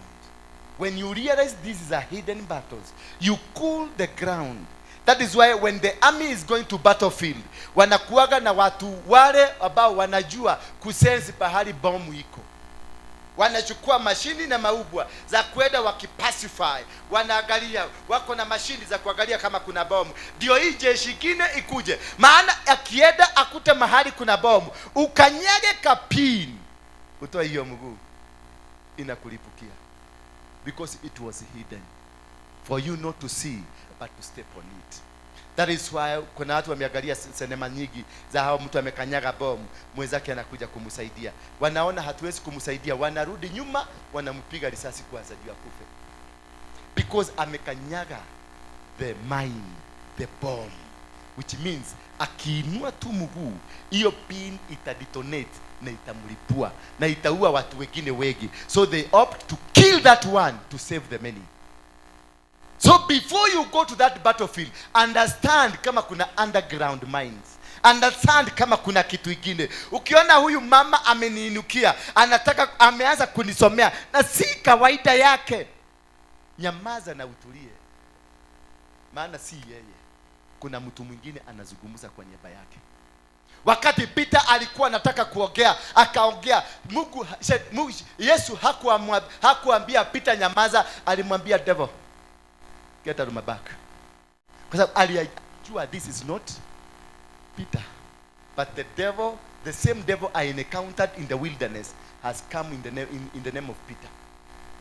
So the challenges ambazo uko nazo si challenges ambazo unafaa kuanza kupigana nazo. Don't start fighting them. Calm down, get a glass of water. Ukiona the storm imeingia kwako kwa nyumba, kunywa maji kama chupa mbili vizuri, tulia, tafuta maji baridi, tuliza moyo. Wacha haraka, wacha kujibu, wacha kumuita shetani kwa sababu amekuita shetani, wacha kumuita umbwa kwa sababu amekuita umbwa, wacha kumuita takataka kwa sababu amekuita takataka. Tulia. Study that person first. Ukiona hapa kuna kaukora kanafanyika, tuliza, mwambie mtulize, mpeleke kahawa akunywe, umutulize. Ukijua now I have commenced my investigation to understand what is behind this, who is behind this. Ukiona mtu amelipuka na unashindwa amelipuka kwa nini? Ukiona mtu amekasirika na unashindwa amekasirika kwa nini? Hamjakosana, lakini ametoka na ameenda na hataki story zako, usirukilie. Ndio naondoka na wabia, kama ukiona mtu ametoka kwa hii kanisa ameenda na amereft kwa group na aende, usikibililie, wachana na yeye aende. Wacha aende atulie. Si Rosi anaendaga narudi. Sasa nani amemwambia arudi? Amerudi peke yake. Na ningemwambia arudi agenitusi, ageniambia wewe muhujia ni utokuwa wana muno. Na mimi ningekasirika, niachilie maneno magumu na mabaya kwake. Nimemkasi sijamkasi? Kabla niongee maneno hapa ya mtu, ninakaaga. Na ninakuaga nimempigia simu na mwambia, hiyo story nasikia uko nayo, wachana nayo. Mara ya kwanza. Ndivyo Biblia imenifundisha. Na kaka nasikia dada, nakwambia hiyo story uko nayo, tafadhali nakusihi, nisamehe tu. Nilikukosea, just forgive me. Na nyamaza. Naenda mara ya tatu, nampigia simu, namwambia tafadhali, please I beg you, I'm on my knee. Stop that story. Sasa kama nimefikisha ya tatu, niko na ruhusa ya kuachilia yako. Na nikiachilia yangu inafanya kazi kuliko yako. Maana yako ulikuwa unataka kuharibu hawa watu watoke kwa hii kanisa. Ulikuwa unawapigia simu, unawaambia ubaya ya apostle analala na watu, anarepu wanaume, anarepu wanawake pale, apostle anafanya, ndio wewe na ndio nini? Ndio wewe utoke kanisa. Ndio uende. Anafuata mtu mpaka huko Thika, unaenda nakuta wamama wa Thika, anakalisha chini na wanunulia kahawa, unaanza kuambia hivi na hivi kwa sababu anataka tu, sio ile kitu anapigana na wewe ni kutoa watu kwa kanisa ndio ubaki peke yako. So you know this is not my battle. Hapigani na mimi, anapigana na nani? Anapigana na Mungu aliyenituma hapa. So nitamuonya kulingana na Biblia, nitamuonya mara 3. Lakini ikipita mara ya tatu nitaachilia maneno nikiwa kwa madhabahu. Sitaachilia nje ya madhabahu. Maana aliyenituma aliniweka kwenye madhabahu na nitaachilia hapa. Na nikiachilia nitaachilia once, 3 times. Na ikifika mara ya tatu hautasikia tena nikiongea. Nimestaki, nimepeleka mashtaka yangu kwa mwenyewe kutoka hapo amshughulikie. You calm down, you go down until maneno iendelee. Until wewe wachana nao. Wakikuzungumzia don't talk, wakikusengenya don't talk, wakikufight don't talk, until such a precious time comes when you hit the ground. And when you hit the ground, you hit after seeking permission from God. Ukisikia ninaongea neno ya mtu ama nataja jina ya mtu, I have sought permission and God has told me, go say this, because it is a judgment. Hallelujah. Bwana Yesu asifiwe sana. So when you realize this was not him, it was a hidden battle.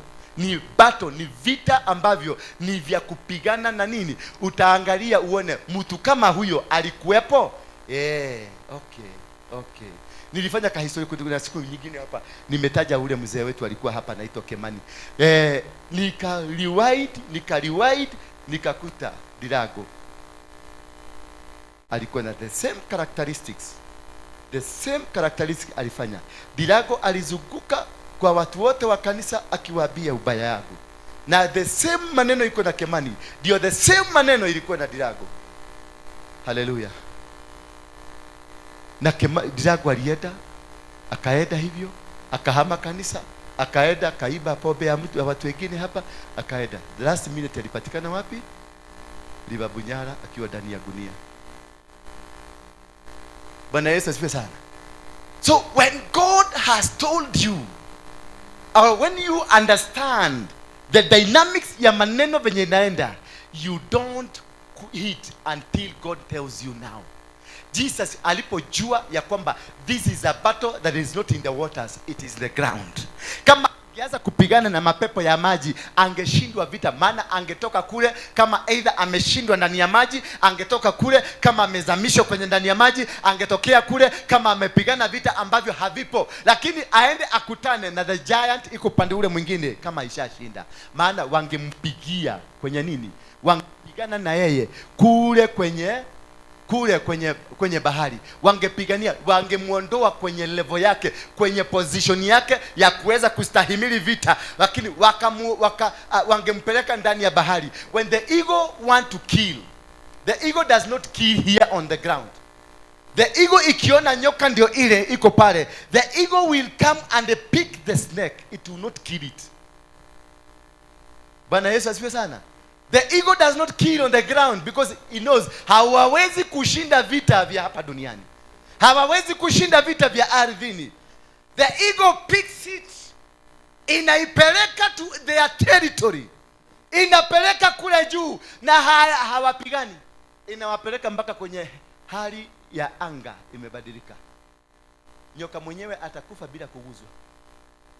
Bwana Yesu asifiwe sana. Inakuchukua, inakupeleka kifaranga ama kuku, inapelekwa kwenye level nyingine. You don't do your battles where they are doing the battle. You take your battles to another level where they don't understand. When you know these are hidden battles in your life, you don't do battles with them. You don't compete with them. You await for that right position. You get it to there where they are supposed to be. You take them where they are supposed to be. Kwenye level na anga yako. Bwana Yesu asifiwe sana. Usingangane na mtu hapa kwa sababu ati anajua kufanya madhabahu hapa, eti kwa sababu anajua kuongea maneno hapa, eti kwa sababu anajua kupigana na mapasta, eti kwa sababu anajua kupigana na huduma, eti kwa sababu anajua kufanya nini, eti kwa sababu alikuwa kwa Manyuru akatoka kwa Manyuru akaenda kwa winners Jesus winner, akaenda huko akavuruga, akaenda kwingine akavuruga. Sasa una understand, anajua kufuruga happy, anajua kufuruga kwenye makanisa, anajua kufuruga kina Manyuro, anajua kufuruga kina nani, anajua kufuruga kumwingine. Sasa you don't battle with them at that level. You pick your battle, you take it somewhere else. Bwana Yesu asifiwe sana.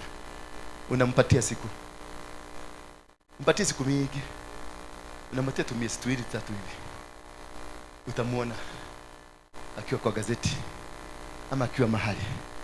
Bwana Yesu asifiwe sana. You change the tactic, you change the positioning, you change everything when you realize this is a hidden battle. The hidden battle are specifically hidden, zimefichwa ndio usiwelewe wanapopigana na wewe. Bwana Yesu asifiwe sana. That is why they are hidden, ndio usiweze kuelewa wanapopigana na wewe. That is why they are called hidden battles. Until such a time you recognize, the first thing to know is that, understand, this is not an ordinary battle. This is a hidden. Kwa hivyo, it is coded. Don't fight anything that is coded until you understand what is the code. The moment you understand the code, you will be able to unlock it. Once you unlock it, you know which snake is inside. Kwa sababu utapigana na chura, kumbe ni manyoka yamekungojea pale. Utapigana na mapaka, kumbe majibwa yanakungoja pale. Bwana Yesu asifiwe sana. So you don't fight him, you don't fight her, you don't fight anything until you know the code. The moment you know the code, you unleash the power. You unleash the power that this thing will never repeat again. Ha! Sisikie amen sasa. Sasa the amen ilipotea. Unajua mnaangaliwa.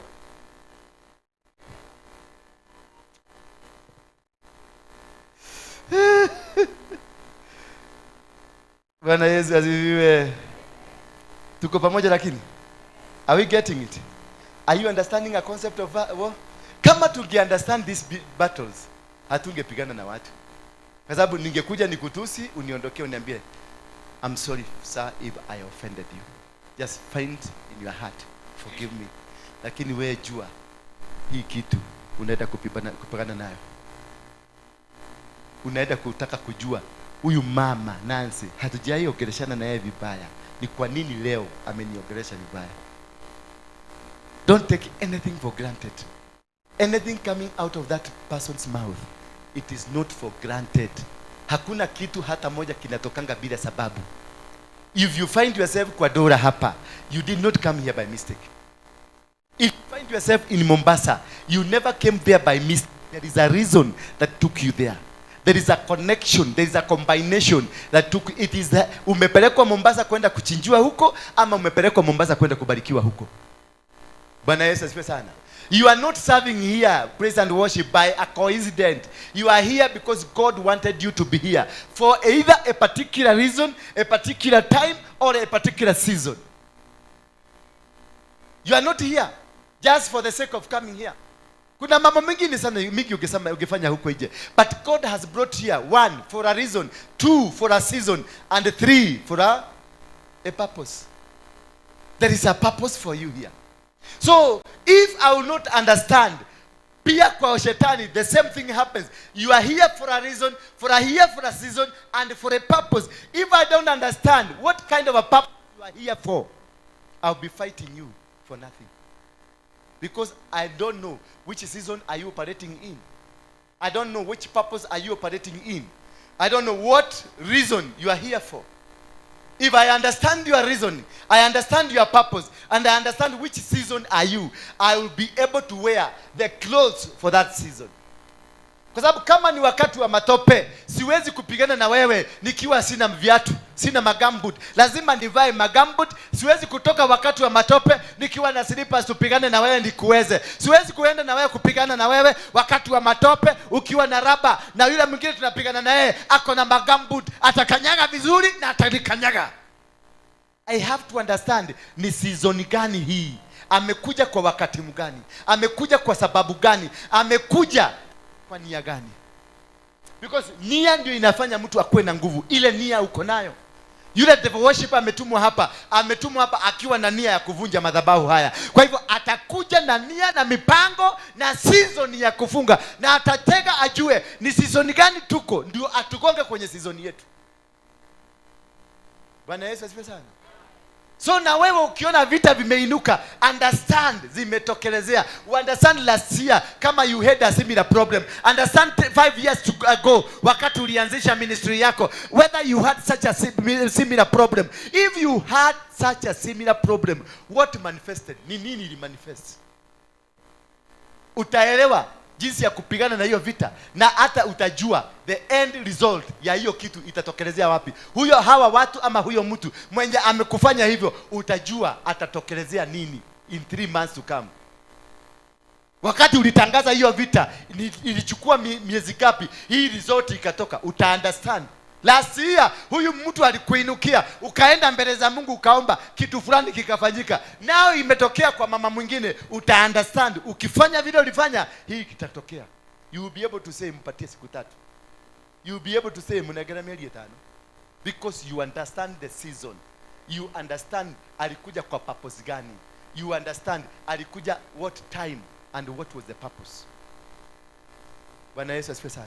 The moment you are able to understand that, you will be able to win every battle around you. Kama bwana yako ndio amekuinukia sasa, understand miaka 3 ama miaka 2 kama aliwahi kukuinukia, the same anakuinukia sasa. Ukiunderstand hivyo ndio utajua alipokuinukia ulifanya nini. Hiyo vita ilitulia after how many months? Okoja, kama ilitulia after 3 months, wait for 3 months. Provided usibweke kama ubwa. Wewe tu acha kuita, unamwambia haleluya, unamwambia amen, unamwambia thank you, unamwambia may God hear you, may God hear you, na kubadilisha. You wait for 3 months. 3 months unakuta ameanza kukuita babe. Babe, can you babe, unaweza kunisaidia na simu yangu hapo? Na ni simu hujawahi guza, simu huguzagi, simu anaendaga nayo kwa choo, simu anaendaga nayo bathroom, simu mpaka iko na moisture ndani kwa sababu ya kukaa bathroom. Unasikia amekwambia babe, nipatie hiyo simu, mpaka unaenda kushika unatetemeka, because hajawahi kukwambia babe na hajawahi kukwambia mletee simu. Only because you understand anaishaga after 3 months. Uli understand hiyo demon inainukaga after 3 months inaisha. If you have that capability to know that, hakuna siku mtapigana na mtu, hakuna siku mtagongana na mtu, hakuna siku kitu kitafanyika kwako bila wewe kujua. Unajua mwezi wa 3 bwana yangu anainukaga, unajua mwezi wa 2 ndio ninainukiako na hii roho. Mimi maroho yote ikiinuka kwangu ninajuaga imeinuka, na imeinuka kwa nini. Hello, ninajuanga imeinuka na imeinuka kwa nini. Na ile kitu nafanyaga, nikijua imeinuka hivi, napiga kachochoro, napita hapo. Nikienda pale na wakuta wamenigoja, wananiambia Apostle, how are you? Tumekumisi sana. Ulienda wapi? Avya niko tu, nilikuwa nimeenda maombi. Hata kama unajua hukuenda nimeenda maombi, nilikuwa nimeenda, lakini ulikuwa umeenda maombi ya kuondokea hawa ndio upite. Wataenda watakukosa, watakupata pale. Tena wataenda kujiorganize for another 5 months ile wanakujaga. Na ikifika hiyo months unajua mwezi huu hizi ndizo zinaninukianga. That mwezi utakuta ukiniangalia vizuri, kwa tumekuwa nao kila mwezi, there is a way I behave. Hallelujah. Wale tulikuwa nao last year, uniangalie mwezi huu venye nilibehave, ndivyo na behave. Kwa sababu zile demoni za mwezi huu ziko sasa, na nitabehave nazo. Nikiingia mwezi huu ingine tena hivyo ndivyo nitafanya. Ni hizo za mwezi wa ingine nitabehave nazo hivyo. Kama nasa nilikuwa na kuongelesha vizuri last month, uone nimekukasirikia na sitaki, sijakasirika. Ninajua demoni inaweza kupita kwako, ndio kwa maana nimekuondokea. Ndio hii demoni ipite. Kwa sababu nikikuondokea haitasimama kwako, itaingia kwa huyu, kwa sababu ninaongea na huyu. Nikiona zimeanza kukuja kwa huyu, nitaondokea huyu. By the time nimeondokea, nitaondokea watu 6. Bwana Yesu asifiwe sana. By the time nitakuwa nimeondokea nini? Watu 6. Nikiondokea watu 6, mwezi utakuwa umepita. Now season ya mademoni hiyo itakuwa imeondoka. Sasa naingia kwa ingine. Nikiingia mwezi wa 7, naingia na mademoni ingine za mwezi wa 7. Nazo najua how to control and how to manage them. Bwana Yesu asifiwe sana. So that is why mama wengine hapa wanasemanga they don't understand me. You will never. If you cannot capture me, you understand how I operate, you will never understand me. Because I am dealing with a demon that is in you. Kwa sababu isipoingia kwa huyu, itaingia kwa huyu. Isipoingia kwa huyu, itaingia kwa huyu. Na demons hazikaagi kwa miti, hazikaagi kwa wanyama, zinabebakwa na watu. Bwana Yesu asifiwe sana. So nikijua demon imeingia huyu mzee nitamurega story zake zote, nitembee na huyu mama. Na huyu mama nikiona zimeruka, zimegudua ni huyu mama ndio noa igoro noa ilima, sasa huyu na yeye mama namuacha, nachukua huyu mama. Mwezi inaisha kwa sababu zinakujaga for a purpose and for a season, and for a reason. Those are three factors how you need to understand purpose, season, and the reason. Once you have them in common, unajua imekuja wakati huu ndio mnajenga kitu hii na hii, unajua ile demon itakuja ni ya kuvuja hiyo kitu mnakuja. So you understand dynamics za demon za kuvuja kitu fulani. Zinakujaga na nani? Zinakujaga na wanawake ama zinakujaga na wanaume? Wakati unaenda for the next move ya level yako ya ministry, una understand ni nini kinakujanga. What kind of demons zinakujaga? Ni wamama wazuri wazuri, warebo. Ikifika hapo unakuwa sasa, unakuwa kangauru. Ukiona mwanamke anakuja, unakuja tu sura bila reason. Akikuona ukikuja hapa vile nakuja, unaona mwenyewe alikuwa nakuja, unaona amegeuka tu na anaenda kwingine. Hata kuzungumzia, unasukuma hiyo mwezi inaisha. Unajua season na purpose imeisha. Kwa hivyo msinichukuliage vibaya. Wamama. Amen. Msinichukuliage vibaya. Ni tactics, survival tactics. Ndio nisiweze, ndio niende. Tumeenda maksi zangu zinaendelea zikipanda. Na ninapatia kwa record, ninabiagwa umepada moja. Kwa sababu kuna vita nimeepuka, vita 7. Kuna vitu 8 nimeepuka. Bwana Yesu asifiwe sana. Na hizo vitu zote 8 nimeepuka, ninaenda level ingine. Nikiepuka zingine, ninaenda level ingine. Na ndio unaona karibu Kenya mzima watu wanainukiaga dola peke yake. Mshainoti hivyo? Watu wanainukiaga dola peke yake. Na huyo dola bado anainukiliwa tu, lakini bado anafanya nini? Baka unasikia tu mama tukile tumeingia tunasema Ndura ni mzuri sana. Ndura ako na uogo mzuri. Ndura ako na nini mzuri. Ndura ako mzuri, anafaa kuwa politician. Ndura toka kanisani uende ufanye politics. Unaweza kuwa very good governor wa Nairobi. Sasa una understand hiyo ni demon ya kukuondoa kwenye destiny yako.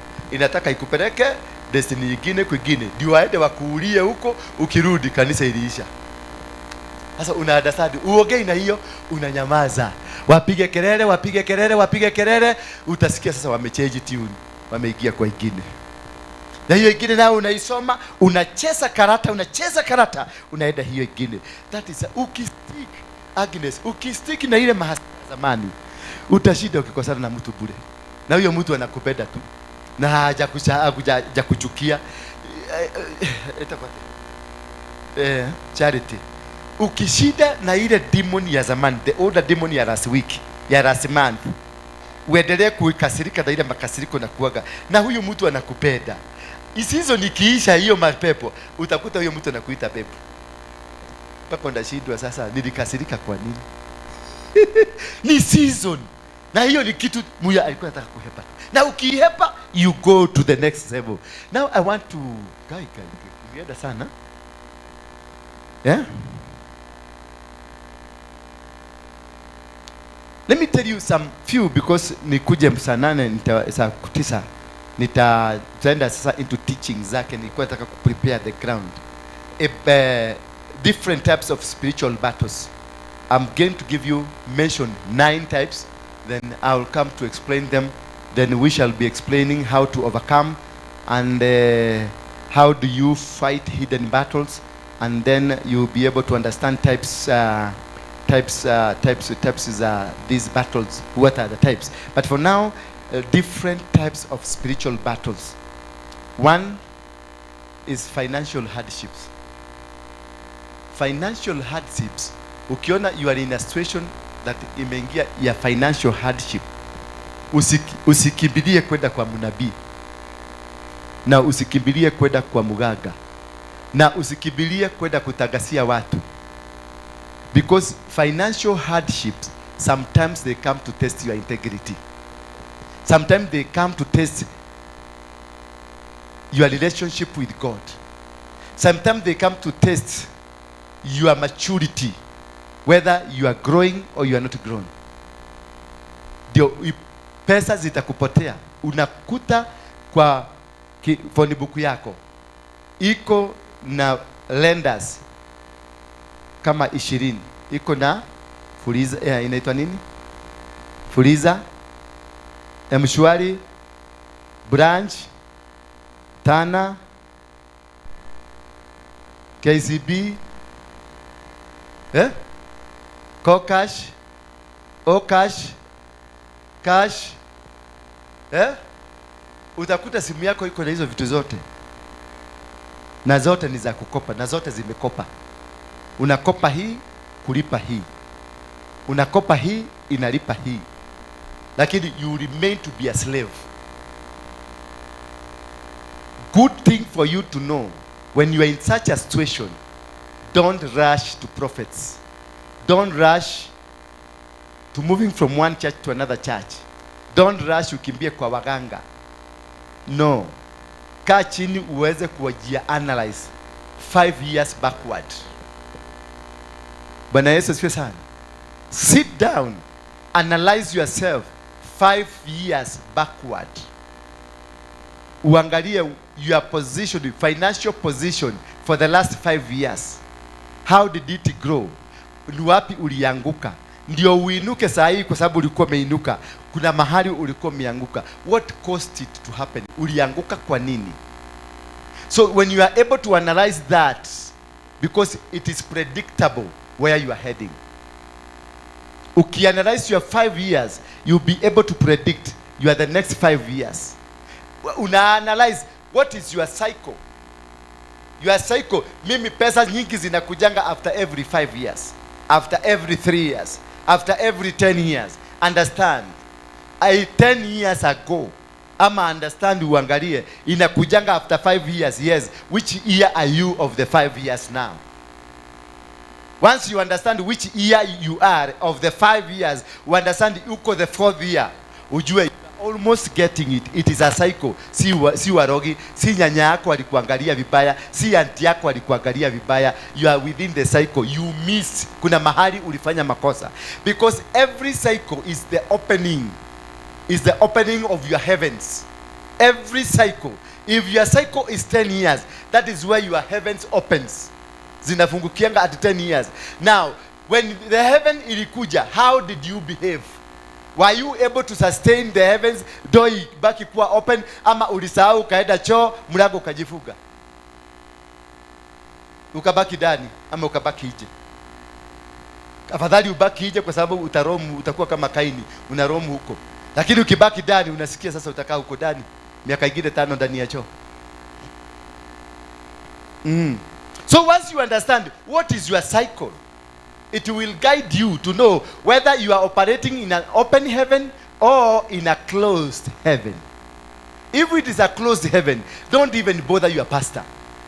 Don't even bother your huyo mtu muganga mnaendaga. Bother them. Don't bother your friends until the cycle is over. Until miaka hiyo 5 ambao unaendanga, the cycle of 5 years, it is over. That is the time, then the door will open. Now, if you understand the cycle, and for those people who are always rich, they knew the secret of the cycle. Wakati cycle mlango ilifunguka, waliweka kamuti pale kwa mlango, ikakataa kujifunga tena. So the door is permanently open.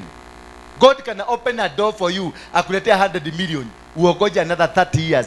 Because you are misuser, utatumia zote ziishe, alafu mlango ijifuke. Na ikijifuga, ugoja mpaka ile miaka uipitika. Lakini kuna wengine miaka nao hiyo cycle haikujagi. Ask yourself kama uko na hiyo cycle. Number 2, another spiritual battle na hidden battles, they are in relationship issues. Family issues are relationships, marriages, businesses, brothers, sisters. Number 3, career pressures. Career, kazi ile unafanya iko na watu wako huko wanaipiganga na haujui. And many of these people, they pretend to be your friends. They pretend to love you. They pretend to appreciate you. They pretend to say every good thing about you. And number 4, I'll come to explain them. The inner battles, yourself. The inner battles of you.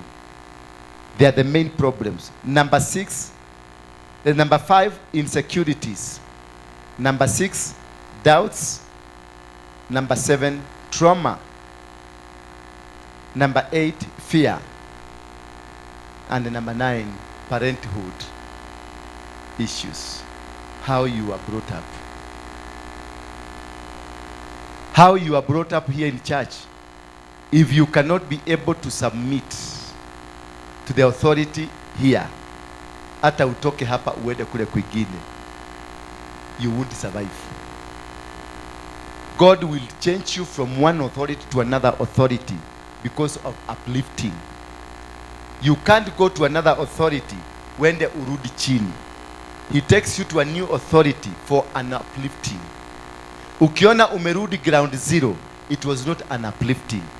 You rebelled, you are rebellious. You are not sent by God. You are not released. We are released by God to another level. Na kama ulichaguliwa hapa, ukapatiwa kiti hapa ya chairman, ya board, ya kasi yote ulipatiwa, utoke hapa uende kanisa ingine ukakae chini, you did not send yourself. You send yourself. You were not sent by God. Because in ministry we are sent. We are assigned to the next level. Bwana Yesu asifiwe sana. So ukifika hapa na uinuke, uinuliwe, there is a purpose for you. There is a reason for you. Something new, something good is happening to you. And may God bless you. Tusimame kwa miguu yetu.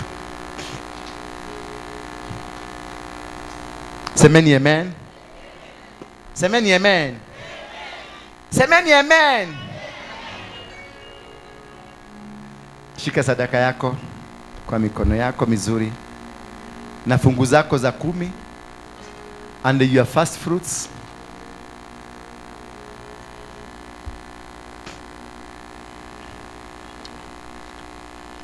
Jage, uko na wibo?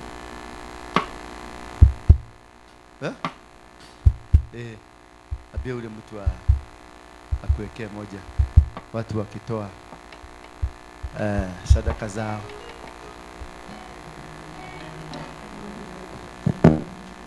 Unasikia baridi? Unahisi baridi? Kwani are you sick? Where are you sick? The head. What is happening with your head?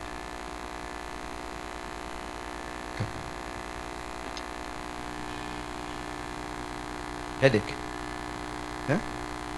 Ilianza sana.